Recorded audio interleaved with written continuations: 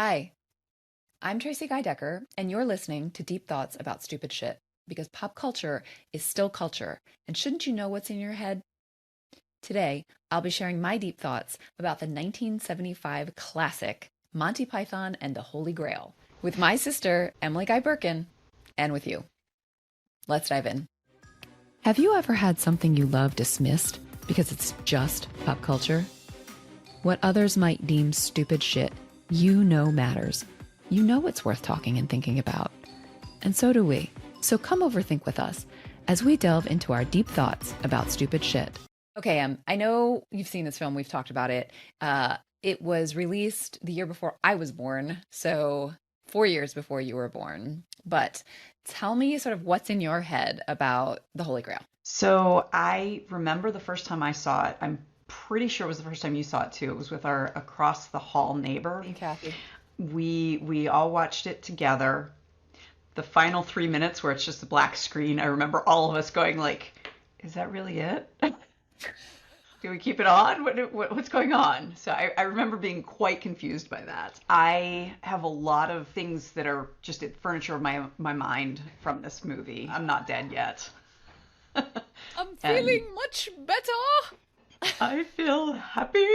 The background, I talk a lot on this show about story construction and creativity and how things are made. And one of my favorite things about movies in particular, and anything that is a collaborative effort rather than like a novel, is the happy accidents that occur. The wonderful visual gag of the coconuts came about because I think no one could ride horses and they were too expensive.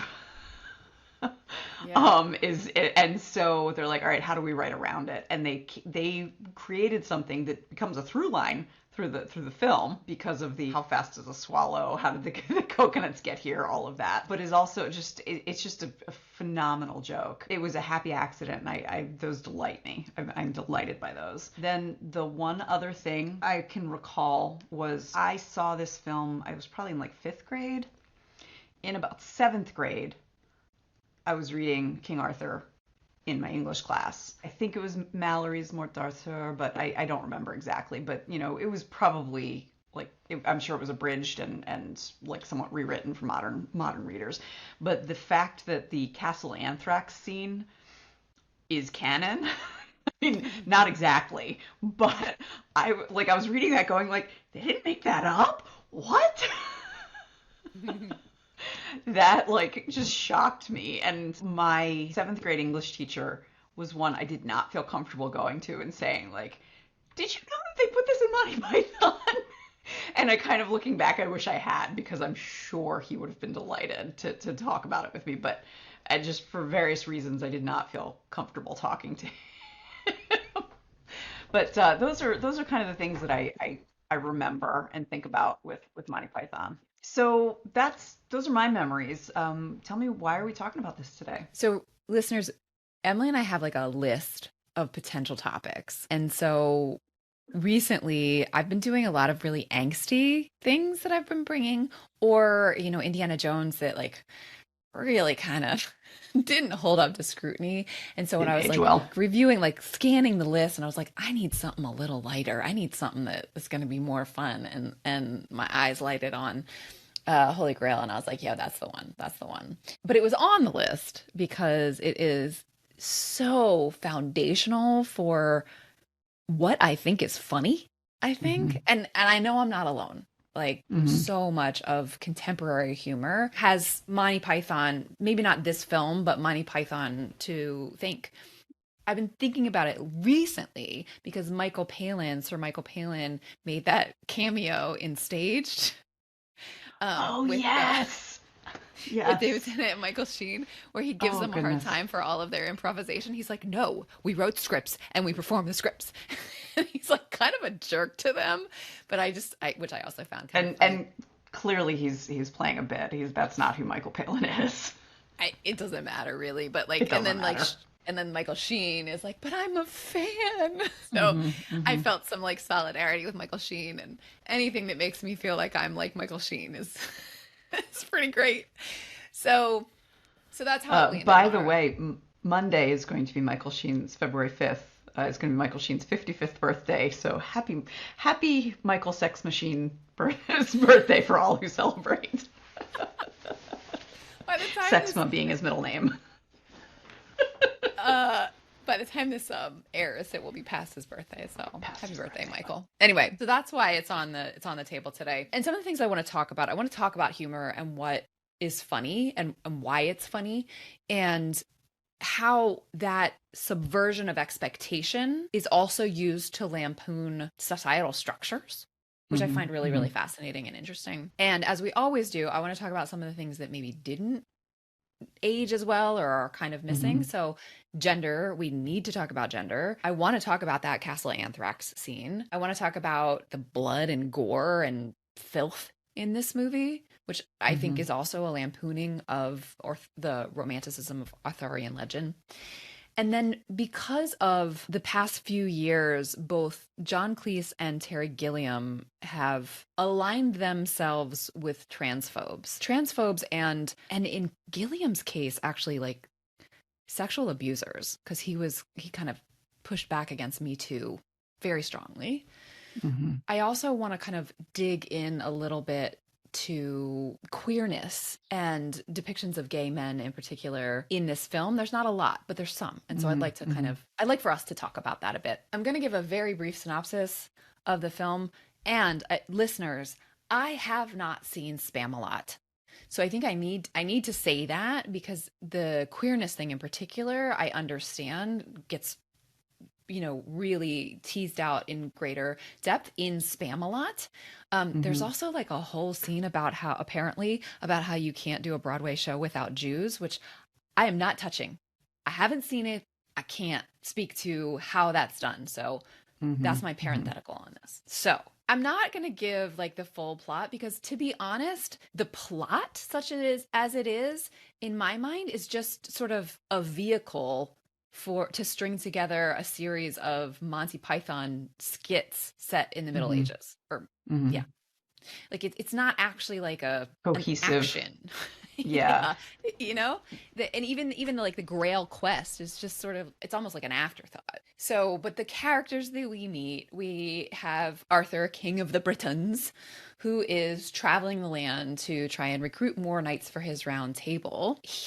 As you mentioned, this ridiculous and just delightfully funny gag of there are no horses. There's like a servant behind him with two halves of a coconut, like hitting them together, like clop, clop, clop, clop, clop to the sound, sound of which is how in radio shows back in those days, that was how they created the sound effects. The sound of horse. So like, yeah, they didn't make that up. That came from old techniques in radio show days. We meet the first knight to join is Sir Bedivere, yes, who is very knowledgeable in science. We see him kind of helping townspeople walk through the logic of whether or not a woman who has a carrot tied to her nose is in fact a witch. And she is, based on the absolutely absurd logic. So she's first, and then we also collect Sir Lancelot, Sir Galahad, Sir Robin. I think that might be all of the named ones. They meet God, who is an animated in the clouds king who tells them to go seek the Holy Grail. They have lots of adventures that are ridiculous and bloody and filth-stained. There's a killer rabbit. There's an enchanter who can summon fire without flint, who goes by the name of Tim. There's Sir Galahad sees the Grail above this castle. He goes in and it turns out it's not there. That's Castle Anthrax, which is populated entirely by women who are all between the ages of 16 and 19 and a half, and they are tempting him. We also see Sir Robin, who is cowardly, and he has minstrels behind him singing about how cowardly he is, which makes him very uncomfortable. We meet the knights who say neat, which hurts people. Apparently, when you say neat, the knights who say neat, apparently when they say it, it's dangerous, painful, unclear. Anyway, they send Arthur off on a side quest to go find a shrubbery. I don't know, they're doing some landscaping. We end up on the Bridge of Death, where you have to answer 3 questions, which could be as simple as, what is your name? What is your quest? What is your favorite color? Or as complicated as, what is the airspeed velocity of an unladen swallow? You know, who knows? There's a castle of Frenchmen who taunt our heroes quite viciously. Mm-hmm. Fetch la vache. Come back and I will taunt you a second time. Meanwhile, we also have, like, because this movie is also lampooning like historical documentaries. So we have this famous historian, I'm putting quotes around famous historian, who's telling us about what's happening to Arthur and his men, and then is killed by one of them, Lancelot, I believe. And so, meanwhile, running through the movie, instead of the historian as a talking head giving us commentary, we see the police investigation of the historian's death. The movie ends when the cops actually catch up with Arthur, interrupt a huge, like, tons of extras in chainmail attack of the Frenchman again, actually, to try and get the Grail. And then a policeman or a police officer actually, like, puts his hand over the camera. And that's just the end. As you remember, like, that's the end. Which, by the way, these guys were such geniuses. Talk about subverting expectations. They were able to do that because they start the movie in the opening credits with these, what appears to be Swedish subtitles initially, of just subtitles of what we're looking at, and then turn into this ridiculous story like, you should come see Sweden, take a look at this and that, and the moose. And then my sister was bitten by a moose once. And then it says, no, really, she was, and it's all spelled in these funny ways with O's with the like slashes through them. And then that stops. And then we get something where the credits, it says the people responsible for the subtitles have been sacked. And then it comes back in the actual credits with more stuff about moose. And then they're sacked again, and it's a totally different style. And now it's sort of Ecuadorian, and it's all about llamas. I mean, it's ridiculous. But while we, the viewer, were busy like laughing at these jokes in the subtitles, they got all of the credits out of the way at the beginning, so they could just end it with a black screen. So so the very first joke and the very last joke are, you know, related, which I just love that symmetry. Beautiful construction again. Yeah. Really. There's also some animation throughout, not just the god in the clouds, but then there's sort of animated sections throughout that are, again, in some cases advance what little story there is, and in other cases are just little vignettes. That's Terry Gilliam's animation. Right. So that's the background of the movie. Listeners, if you have not seen this movie, go watch it. It's really worth it. Like, I have not done it justice. It is hilarious. I mean, just goodness, really, so really funny. Still, even these almost 50 years later, it's very funny. It's streaming on Netflix, so you don't have to, it's not hard to find. So I actually have a little list of things I want to talk about. So I'll start with gender, because we so often start with gender. This thing does not pass the Bechdel test. There are more than one named female characters, but they only speak about men. Well, Zoot tells one of the other sisters in the Castle Anthrax to go prepare a room or something, but it's for Galahad. I'm counting it as talking about men.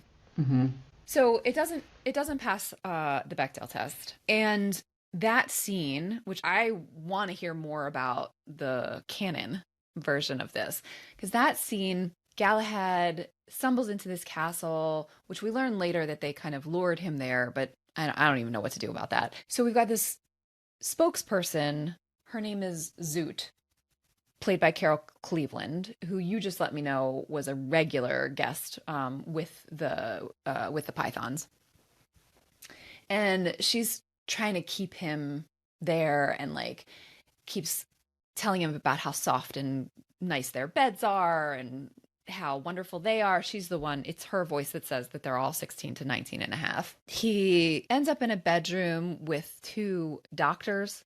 Well, they've had basic medical training. He's injured on his thigh, and like they're undressing him, and he's like, there's no need for that. You know, he's like pushing away. They're clearly going for his crotch, and he's like, there's nothing wrong with that. And they're like, we are doctors. Anyway, he runs away from that temptation, runs back into Zoot, who's not Zoot. She's Zoot's identical twin. We realize that Zoot has lured him there with the grail-shaped beacon, and she must be punished. You must strap her to the bed, Galahad, and give her a thorough spanking. And after that's done, you'll spank me. And then all the girls, there's like, 20 or 30 girls in these white robes, and me, and me, and me, they're all going to be spanked. And then she says, and after the spanking, the oral sex. And just as she says that, Lancelot rushes in to save Galahad from certain temptation. And Galahad's like, no, let me face the peril. Lancelot and one other knight like drag Galahad away. And as they're leaving Castle Anthrax, Galahad says to Lancelot something like, bet you're gay. And that's why he got, dragged away from the certain peril, which was oral sex. So this scene, when I was a kid, it made me uncomfortable. And I'm not even sure I understood why when I was, when we first watched it. And my kid watched this movie fairly recently, like within the past 2 years or so. And I remember sort of not knowing how to handle it. Like I know if I like fast forwarded through it or something, she would just go back and watch it to see what I had kept from her. So I just let it go and decided to answer questions if they came up. But the whole treatment of it is just awkward to me as a viewer now. Like it's such wish fulfillment, like dudes wish fulfillment, that it doesn't actually, it's not funny to me. It doesn't subvert expectation. It's just like, oh yeah, this is a male fantasy. I think that's part of it. But I'd love to hear from you, since you brought that up when you were like, here's the furniture of my mind. Like I'd love to hear from you more about your thoughts on that scene in particular. The one aspect, once I was old enough to understand what oral sex was, because the first time I saw it, didn't know what they were talking about. Likewise. Because the way these women are acting towards Galahad, my headcanon was he was going to perform it on them. When I watched it just this morning, I actually thought maybe that I actually had that same, I was like, oh, maybe that, which I prefer. Yes.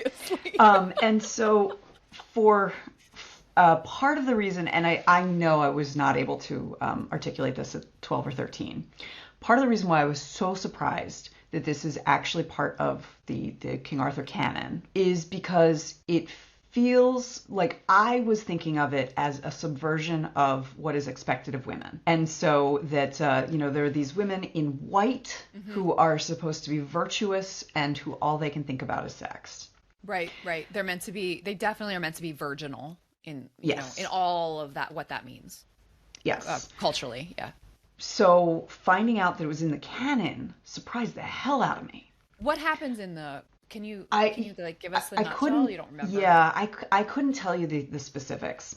It does not get into like the details like this, but it is Galahad ends up at this castle. There's only women there, young women there, who all appear like in white, virtuous and stuff like that, and they tempt him. Okay. The specific temptations, I am sure were not spanking spoken and oral of. sex.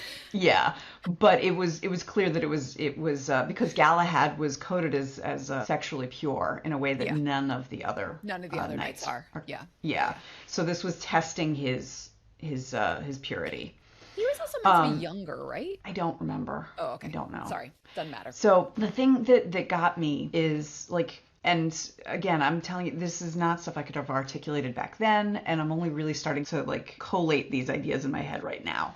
Sure. But I thought that this was subversive because that's not something that would occur in the original mythology. And it was about like, don't assume that women are one thing. Finding out that it was part of the original mythology actually shows me that it's not subverting anything, because women are always put in a binary of one thing or another. Yeah. And so the subversion that they look virginal but they are voracious is not a subversion at all. And it's in some ways kind of reminds me of, how they talk about how right-wing comedians only have one joke. Like, I identify as a milk bottle now. Yeah, Gilliam is making that joke. It reminds me of like the subversion of like this sweet, innocent girl who's really voracious is the same sort of joke that you see over and over and over and over and over and over again. So that's where I land with this. The other thing, as you mentioned, Carol Cleveland plays Zoot and her identical twin sister. Carol Cleveland, I believe, appeared in pretty much every episode of Flying Circus. She was a regular collaborator with the Pythons, but she was almost exclusively used as a sex object whenever she was in there. And she's a very talented comedian. She has like excellent timing. I don't know if she was in any way part of the writing process. I suspect not. And she is gorgeous. I mean, she's a beautiful woman. So, considering the fact that the Pythons would dress as women for lampooning different aspects of femininity, I kind of understand, like, okay, we need someone who looks hot, we'll use Carol. So if this were a movie that was directed, written, made by women, this scene, well, for one thing, the 16 to 19 and a half, now granted, 50 years ago, that joke was fine. I mean, I guess so. I don't know. 16? Come on. I know. It was common is the thing. It was very common. In, I think, Annie Hall, there's a scene where Woody Allen's character in an emergency needs to get picked up at the airport or something by a friend of his, and his friend is complaining because he had twin 16-year-olds at home with him. Can you imagine the mathematical possibilities available to me?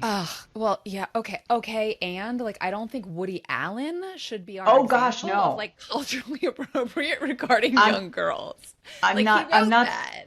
I'm not saying that is culturally appropriate. What I'm saying is that it was accepted Yeah, by people as like, oh, that's a joke. yeah, If you know what I mean. So Yeah. anyway, that scene, the idea of voracious women and a nervous man, as a kid, I saw that as like women taking control of their sexuality in a way that I've seen made me uncomfortable, but not in a like, I wish it weren't in this movie scene. It was more just like, this is too grown up for me. And then as I got older, I appreciated it. I appreciated the idea that these women have this agency, the sexual agency that makes Galahad uncomfortable. It's interesting But that. Oh, sorry. but it's all part and parcel because King Arthur is a very Christian myth. It's all part and parcel of the idea that women cause good men to stumble. It's interesting though. Another wrinkle on this scene in this movie is that at one point when we meet the identical twin sister, who's also played by Carol Cleveland, one of the things that she sort of breaks the fourth wall and says, I really like this scene. I'm really enjoying this scene. This scene is going really, really well. And then we cut to like all the other characters at one point or another going, get on with it, including like the huge field of extras from the very final scene yelling like from a distance, get on with it, which is subversive of the medium because it breaks the fourth wall and then has characters from who are not in the scene kind of commenting on the scene. And also is like a little subversive of what you're talking about right now, because the woman is like, yeah, this is cool, I'm digging this. And everybody else is like, all right already, right? Like get to the sex or whatever. I'm not actually sure that is, in fact, I don't know. That is not an uncommon Python joke in like the breaking the fourth wall. Yeah, that kind of get on with it thing. Yeah, and I mean the breaking of the fourth wall, it's almost not, I mean, when she says I really like the scene, it's almost like a meta commentary on what we're watching. Like there's one scene where Bedivere and Arthur meet with this like really wild looking old man who's meant to be somehow magical, which is just called scene 24. And in fact, we see like there's the conceit of this like illustrated manuscript that kind of shows that pages turn throughout. And it says scene 24 in this, very flowery calligraphy. So that kind of thing also, which it's not quite breaking the fourth wall. Like, right? Like Fleabag, Phoebe Waller-Bridges, when she talks to the camera, to me, that's quintessential breaking the fourth wall. She's talking to me directly. That's not quite what's happening. It's more of like almost like an anachronistic meta commentary on what we're watching. I don't know what that's called. So anyway, Castle Anthrax scene, stood out to me in the rewatch as one that, like, unlike others that I can dig into and have deep thoughts about, and I'm like, oh yeah, look at this kind of Marxist commentary on power. Hmm. Hmm. This one I'm like, I don't quite know where you're going with this. And Hmm. I don't know. It just left me kind of a little squidgy, maybe in part because there's almost no women in the movie at all. And Yeah. then these are so hypersexualized. Hmm. So anyway, that's all I have to say really about Hmm. Castle Um, Anthrax. I will say, and this is not necessarily true of all of the pythons, but I don't know that the pythons in general necessarily have a great track record for treating women like people. For example, there is a like a compilation thing. I think it's on Netflix. Of I think all the Python stuff is on Netflix. There's a compilation of each Python's greatest hits, and each one has that Python do like as of when it was recorded, which is I think about 20 years ago, but still, many years on from when the Flying Circus was on, do an introduction, and Eric Idle's introduction includes scantily clad women for no reason whatsoever. The other, I've been thinking about this recently. My husband and I watched Brazil, which is a Terry Gilliam film that I don't know if you remember watching it with Oh, Dad. yeah, Dad loved it. We should put that on Yeah. the list. We should put that on the Yeah. list. And Gilliam's goal with that film was to create a movie where the happy ending is the main character going completely mad. And so he's living in his own delusions. There's the point where you can tell that he's in his own delusions. He gets this like wonderful happy ending with the woman that he's been in love with the whole time. When I watched it again most recently, the 12 hours before in the film, this woman who he's been obsessed with, who has every time she's seen him been like, get away from me. You're awful. I don't want anything to do with you. Seeks him out, puts on, because she's got very short blonde hair, she puts on this wig and a white nightgown, and he has like fixed things so that she is legally dead. And she's like, "How do you feel about necrophilia?" And they make love. And watching it this time, I was like, that is so gross because she is not interested in him. She would not seek him out. There's absolutely no reason for any of this. And so in my head canon, which I don't believe is what Terry Gilliam intended, is that is part of his delusion. Like he's already been captured, and because that is the only way for that to be okay for me, because she is acting completely, and it's all wish fulfillment. That's something that like I have had to come, considering how much I love Monty Python, that is something I've had to come to terms with over the years, is realizing like they're gonna look at me and see boobs if I'm lucky. Yeah. At this point they're gonna look at me and see nothing. Yeah. So I do think related to that, considering the fact that the punchline kind of as Lancelot gets Galahad out of there is Galahad saying, "I bet you're gay." I do think it's interesting to talk about queerness, and particularly since before we started recording, I mentioned to you, which you did not know, Graham Chapman, who plays King Arthur and who is the most like Hollywood handsome of all of the Pythons. So he often Agreed. played the protagonist, was gay, and I believe at the time of this movie he was out to the Pythons. As I mentioned to Tracy before we started recording, I believe it was John Cleese, but I might be misremembering. It might have been Michael Palin, was talking about, because Chapman passed away in the 80s, was talking about after his death, saying like when he came out to the Pythons, he wasn't upset, he was shocked, but not in a bad way, just in the way that like it just didn't fit with what he knew of this person, because it never occurred to him that he could be gay. And the example he gave is like, it would be as if he told me that he were Chinese. That had never occurred to me. Anyway, so, but in that way to say like, it is something that is very different from my knowledge of the world, but I recognize that it exists, and I don't have any negative stereotypes about it. I just don't understand it. Yeah. So let's talk about queerness in this film though. Mm-hmm.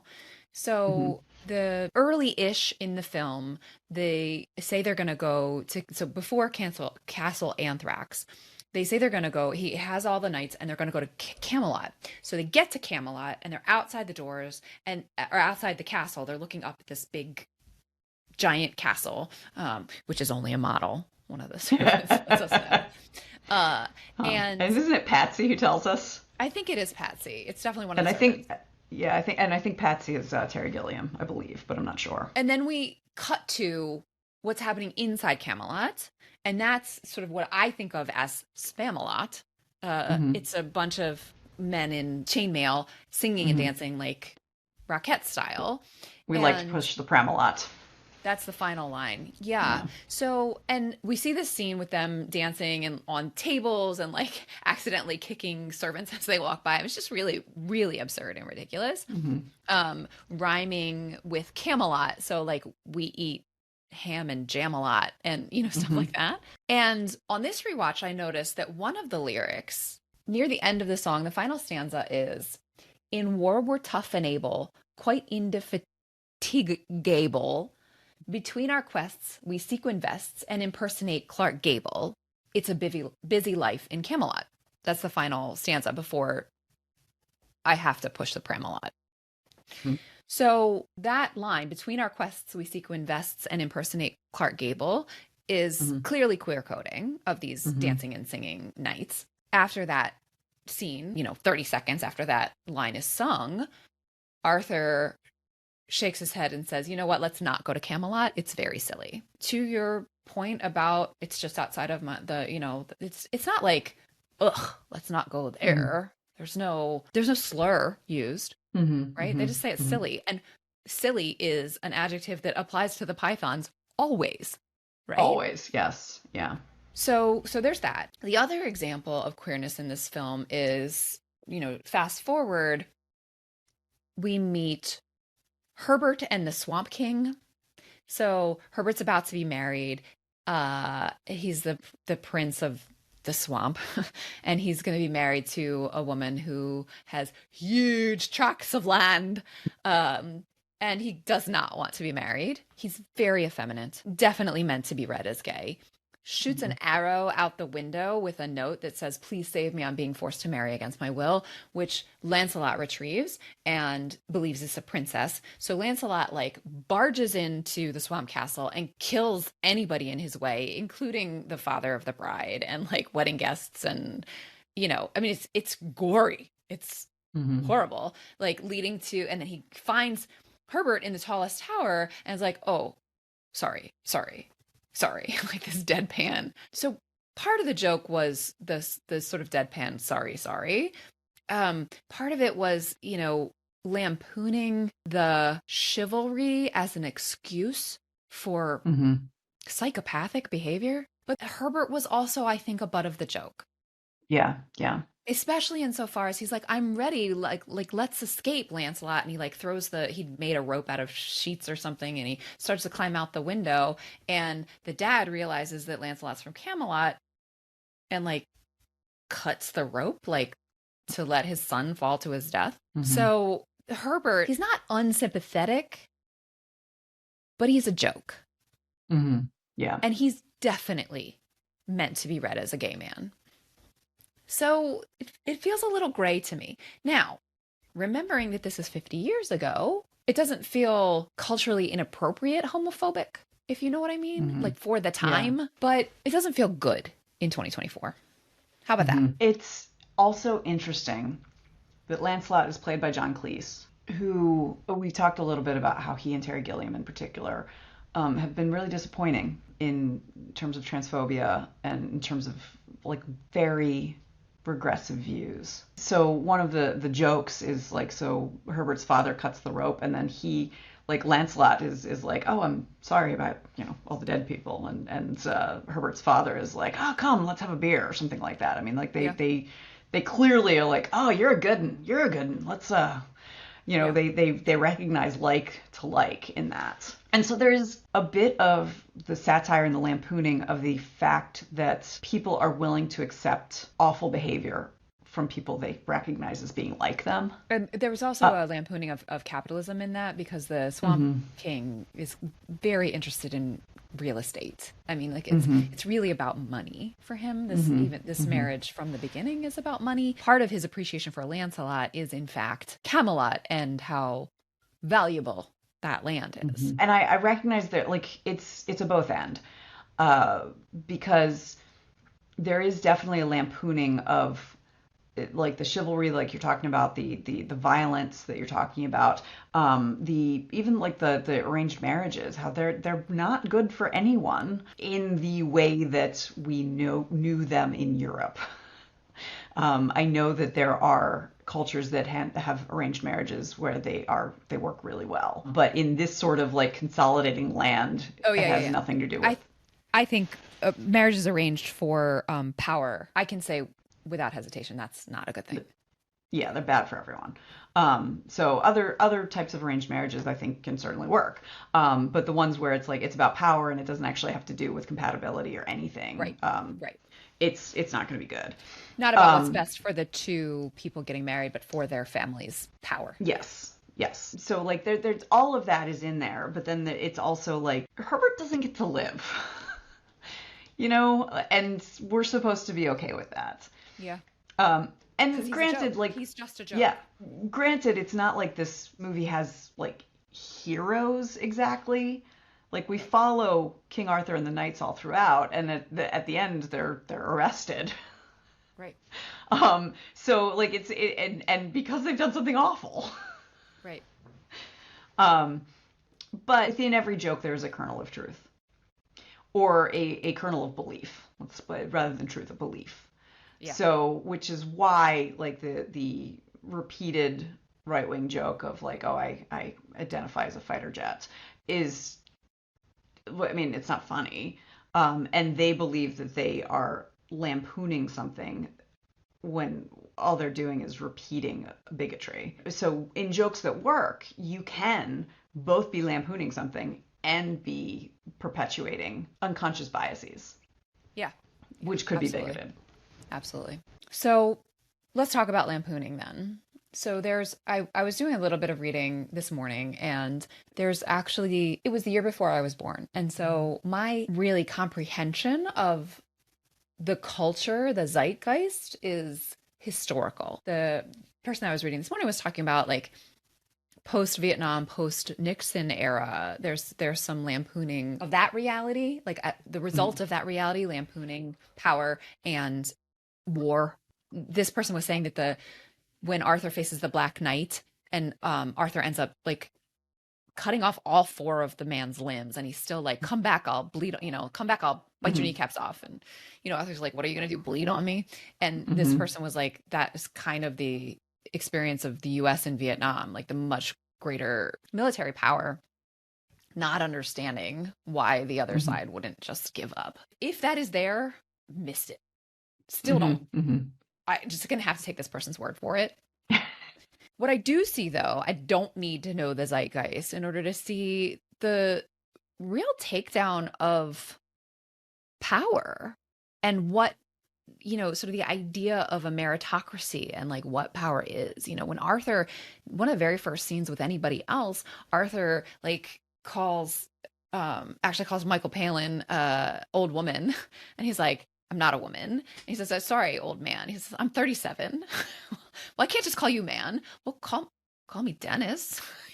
Anyway, Dennis says to Arthur, like, well, who made you king? Why are you king? And he's like, well, the Lady of the Lake gave me Excalibur. And he says, random women in bodies of water handing out swords is not a way to establish power and authority. And it's funny as heck.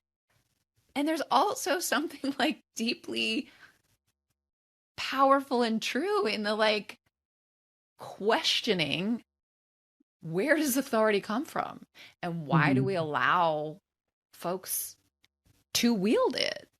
Mm-hmm. So I think Mm-hmm. that's really interesting and powerful. And that was something that, watching it now with these eyes for our project, I was like, right on. Mm-hmm. Like that's actually very cool that Mm-hmm. that's a part of it. And so lampooning power and authority, lampooning sort of the entitlement that, Arthur's so impressed with his own kingship. Mm-hmm. Mm-hmm. He's, I'm king of the Britons, and the people that he's talking to are like, what's a Briton? And he says, well, we're all Britons. Like Uh-huh. they don't care about Yeah. nation states and boundaries and whatever. They're just trying to make a living, Yeah. And there was something really almost charming Hmm. Hmm. about that line of humor. Do you think, because I have always felt that's undercut in a little bit by when Dennis starts explaining how they self-govern, and he's like, we're a board that changes every other week, and going into like extreme detail of something that would be very difficult to maintain. That's an The interesting point. Possibly, I don't actually think what he describes is completely unreasonable. I mean, it was a very Mm, frequent, and maybe this is just revealing how left wing radical I am. It didn't mhm, sound actually that absurd to me. It mhm, sounded mhm, very part of that moment of Dennis mhm, explaining what they do to govern mhm, was overwhelming Arthur, who is not mhm, that bright a bulb. That was more of my takeaway, was that Arthur's just mhm, not that bright. And mhm, so mhm, those details were, he just became sort of deer in the headlights, like stop talking, because mhm, he's just mhm, just doesn't get it, which mhm, is part of it. And you may be right that the writers were also sort of lampooning radical lefties like me. But Arthur's not, I mean, his right to kingship, he even has God talk to him directly, but it's still like kind of absurd. Perhaps it was a suggestion that like all forms of government are subject mhm. to The other absurdity. aspect of that scene is when he gets frustrated at Dennis and starts like manhandling him, and Dennis is going, "Help, help! I'm being oppressed." I took that as also like kind of the center right's view of people on the left. Talk about like microaggressions or things like that. Oh, I don't know. I didn't take it that way at all. Okay. It works. Arthur's gonna, I mean, who knows what Arthur's gonna do, but he is Yeah. putting hands on him and is like dragging him away from the Yeah. dirt farming he's doing. And Dennis like kind of yelling, like the other folks in the field start coming over and Arthur leaves him alone. I didn't read it that way. I always took it as the movie saying that Dennis is overreacting, but I like your interpretation better. I'll have to rewatch it with that in mind, because I don't know, maybe I'm just watched it with a very cynical eye. You could be right. That is not the way that I read it. Hmm. In part because Dennis's whole like a woman handing weaponry out from a lake is not a way to govern. It's like so concisely said and Perfect. Yeah. true Yeah. that Yeah. my lefty heart is like right on, Dennis. And so maybe that's my unconscious bias. Yeah.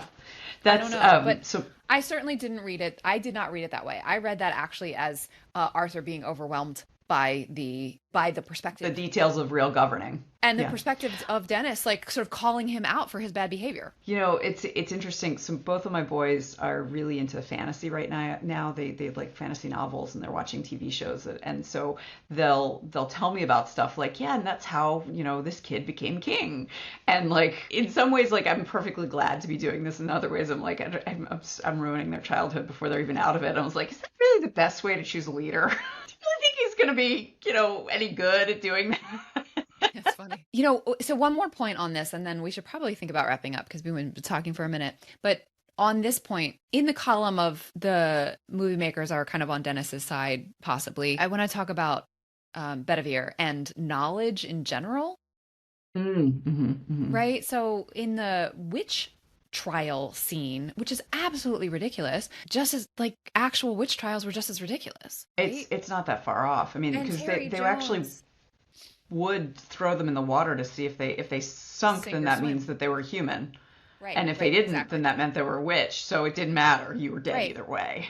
Right. So the absurdity is not far off, right? From and Terry Jones was in fact a medievalist. That sort of lampooning of knowledge and science, because Hmm. Arthur and Bedivere refer to one another as men of science, right? Hmm. And Hmm. and then Bedivere just keeps messing it up, right? Like with the Hmm. Frenchmen, they build a Trojan rabbit, and then Bedivere's explaining how after the rabbit gets pulled inside the French castle, Bedivere's like, yeah, after nightfall, then Lancelot and Galahad and I will jump out of the rabbit. He, as the smartest one, is Hmm. lampooned again and again, which I think is kind of a mark in the column of Dennis being just smarter than Arthur in his, like, I'm being oppressed kind of a thing. I wouldn't die on this hill, but I would offer it as an interpretation. What I'm wondering about, and this is like thinking about something that was made in 1975 in 2024, but in the past 25 years, definitely, I know that you and I have seen the erosion of trust in experts. And so a lampooning of someone who is an expert, it hits oddly. Now, that's not to say that there aren't idiots who are experts. And knowledge is not always beneficial when knowledge is based on, bad faith and bad science and is unwilling to question itself is really what it comes down to. Just knowing the political leanings of at least two of the Pythons now, it's something that I wonder about. Now, Terry Jones, he passed away a couple, 3 years ago, and I remember being really sad about it. The way that when he died, I saw someone on Twitter say, like, yeah, he's one of the few Pythons who hasn't tripped over his own dick lately. Terry Jones and Michael Palin are the two Pythons who, like, consistently seem to be good guys. Good guys, or they at least know to keep their mouths shut. Yeah. Because that's one of the things with not the same thing. Not the same thing, but like that's one of the things that infuriates me about like John Cleese and Terry Gilliam is like I have such reverence for your work. If you just shut the fuck up. You can hold on to that reverence for your work without feeling conflicted about it. And like, because nobody asked you. Yeah. It's really none of your business. I think that's a very good point. And there's something going on in this movie about the idea of experts and knowledge and sort of, there's something about the entitlement of the knights that I do think is intentionally being lampooned, which is not the same as expertise and sort of fake news ideas. Because like when Arthur first meets, like the very first castle that he comes to, and he's like, you don't even have a horse. You're hitting coconuts together. Where did you even get the coconuts? It's a tropical. And then like Arthur rides, I'm putting quotes at that, rides away with Patsy while those guys are still arguing about how 2 swallows maybe could carry, like they're trying to do the physics and the biology and the math to determine whether or not swallows could carry a coconut from warmer climes, which Arthur thinks is ridiculous. It's absurd and wasting his time, but actually is what saves Arthur in the end, because he knows that there's such a thing as an African and a European swallow. So there's a problematization, there's something going on about sort of knowledge, who keeps it, what the entitlement is, like who's entitled to knowledge, what is useful knowledge. I do think that there are questions being suggested in there, which is more complicated than just a sort of that expert is inconvenient. I'm not interested in that expertise because it counters my worldview, which is what I see in sort of right-wing lampooning and erosion of expertise. It's also interesting because we are firmly on the side of the witch in that scene, or the so-called witch, and the fact that no one will listen to her because she's a woman. The fact that one of her accusers is clearly lying, like she turned me into a newt, and he's clearly not a newt. Well, I got better. So we are being shown that knowledge being used to deny someone's humanity, and like knowledge in as my 10-year-old says, quotation marks. So anytime he uses finger quotes, he's like, "Did you see my quotation marks, Mom? I want to make sure you saw my quotation marks." It's adorable. Yeah. So anyway. I think that's also interesting and adds to, like, there is also this sense of like positioning modern people against the like, man, weren't they dumb back in the Middle Ages? Yes, that is definitely happening. That's what Dennis does.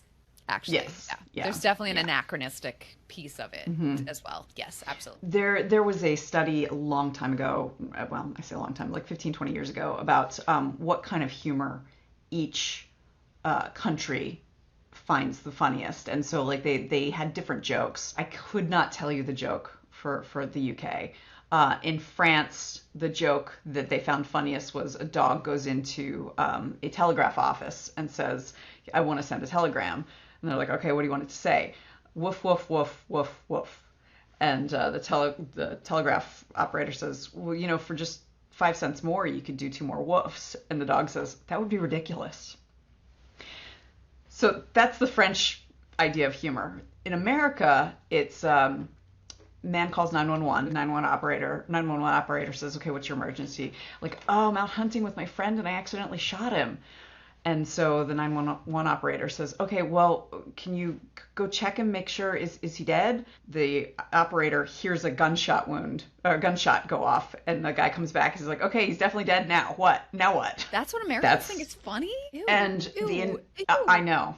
I so much prefer the woof, woof, woof. The analysis that I read said that Americans find things that make them feel superior funny, and that's a very common aspect of humor. That joke allows you to feel superior to the accidental and then intentional shooter and the 911 operator for speaking so poorly. I would love to, and I'll see if I can find the studies, find out what the UK is, that British humor tends to be a little more absurdist than American humor, but not quite as absurdist as woof, woof, woof, woof. French humor, I think, tends to be incomprehensible to most English speakers.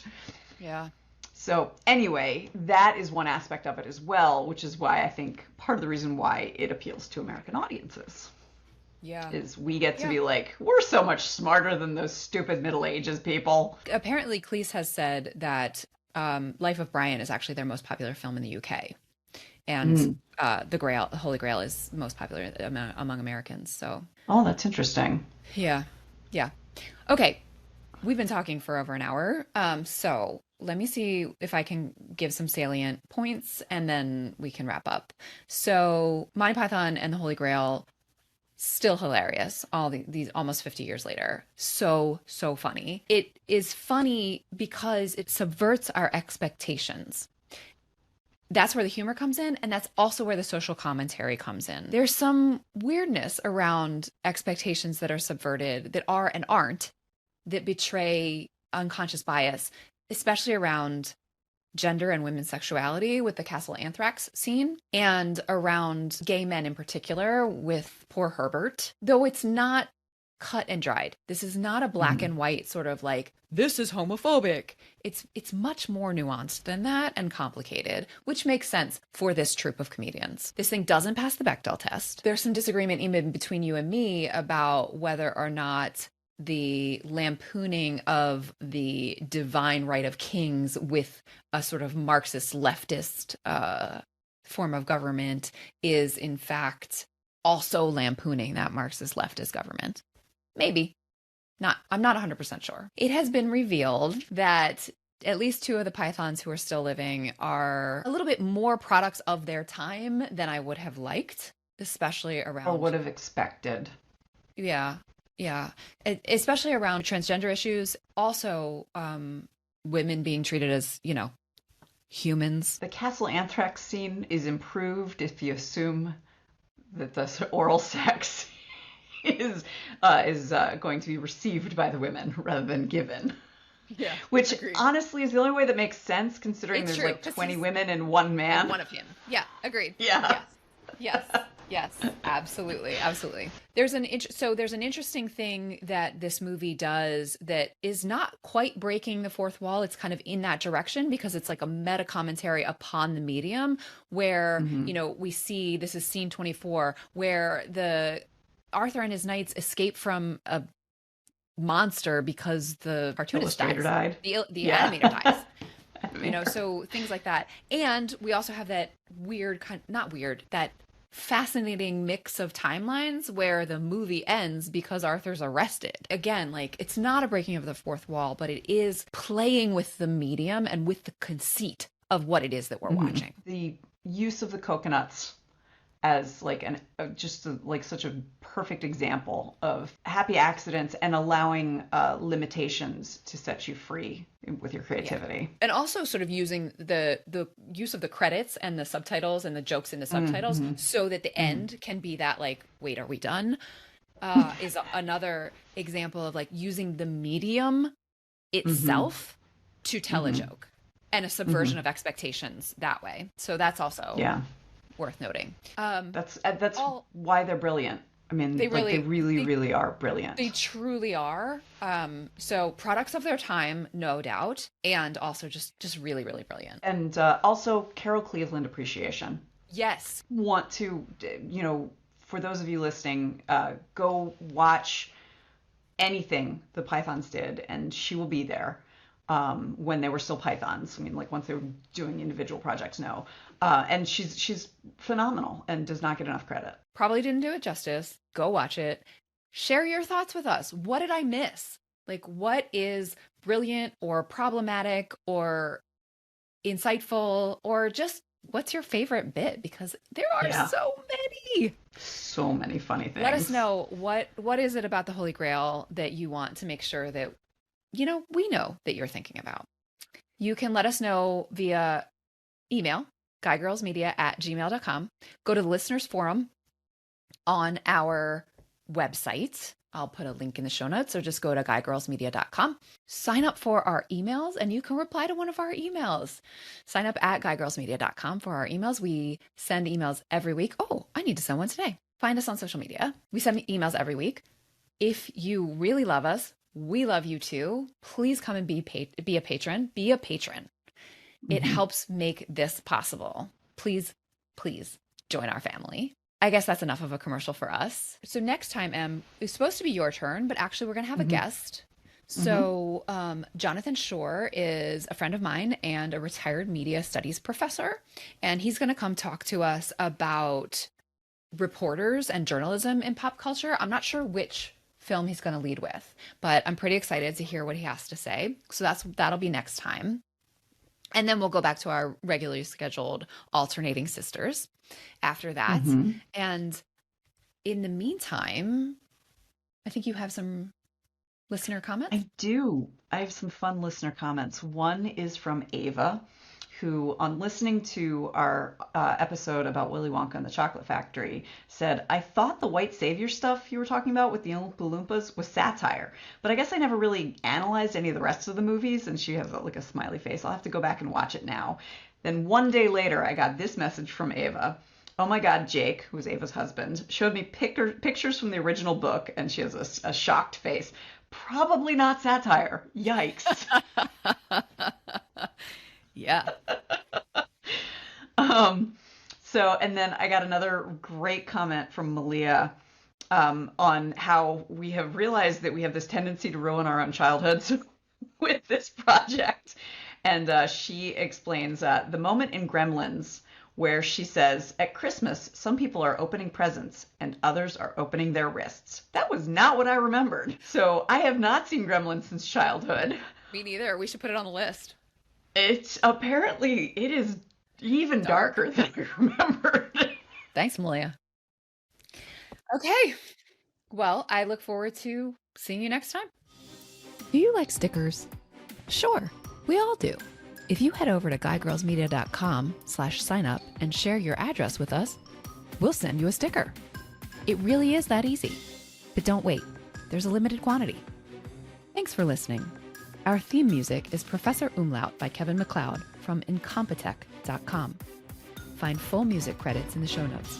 Until next time, remember, pop culture is still culture. And shouldn't you know what's in your head?